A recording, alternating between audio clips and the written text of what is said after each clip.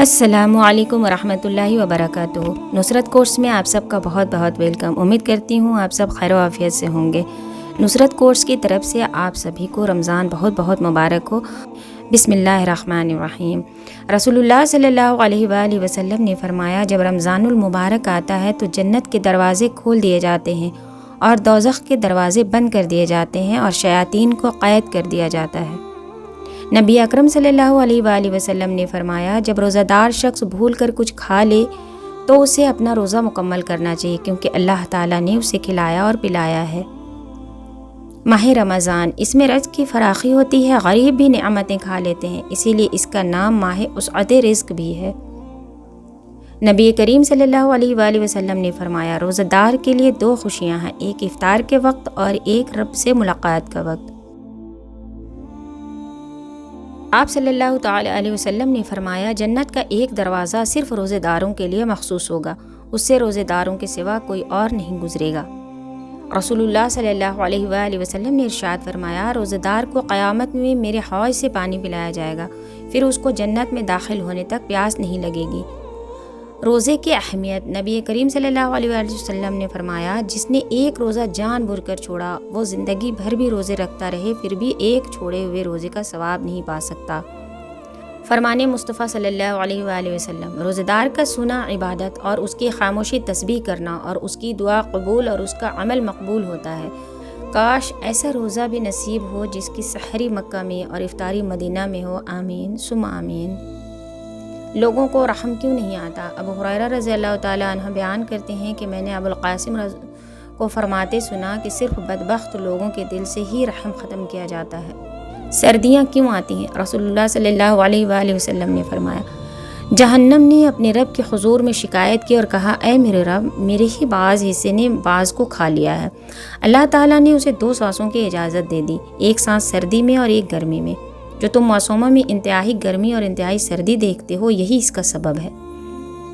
اولاد میں انصاف کریں۔ نعمان بن بشیر رضی اللہ تعالیٰ عنہ کہتے ہیں کہ میرے باپ نے مجھے عطیہ دیا تو میری والدہ نے کہا کہ اس عطیے پر آپ جب تک اللہ کے رسول کو گواہ نہیں بنائیں گے میں راضی نہیں ہوں گی۔ چنانچہ میرے والد نبی صلی اللہ علیہ وآلہ وسلم کی خدمت میں آئے تو آپ نے پوچھا، کیا تم نے اپنی ساری اولاد کو اسی طرح کا عطیہ دیا ہے؟ انہوں نے نفی میں جواب دیا تو آپ صلی اللہ تعالی علیہ وسلم نے فرمایا، اللہ سے ڈرو اور اولاد کے درمیان انصاف کرو، اور فرمایا، میں ظلم پر گواہ نہیں بنوں گا۔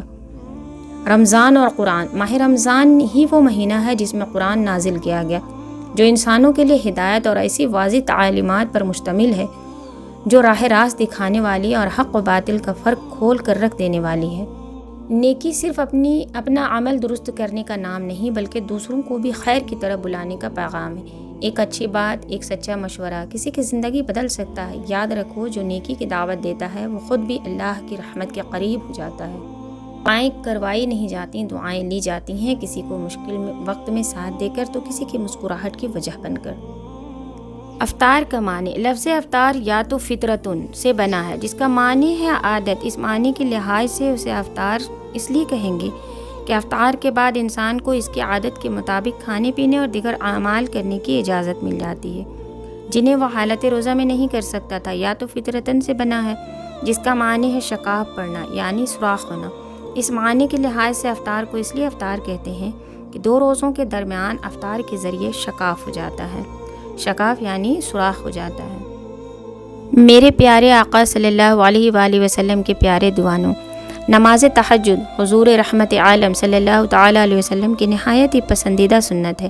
آپ نے اس پر دوام برتا ہے اور نہایت ہی پابندی کے ساتھ اس کو ادا فرمایا۔ ویسے تو ہمیں بھی اس سنت کی پابندی کرنے کی ہمیشہ کوشش کرنی چاہیے، لیکن ماہ رمضان المبارک میں اس کی ادائیگی کا ہمارے پاس بہترین موقع ہے، اور وہ یہ ہے کہ سحری کرنے کے لیے جب ہم اٹھتے ہیں اس سے چند منٹ پہلے اٹھ کر اللہ تعالیٰ کی بارگاہ میں نماز تہجد کی چند رکعات پڑھ کر خراج بندگی پیش کریں۔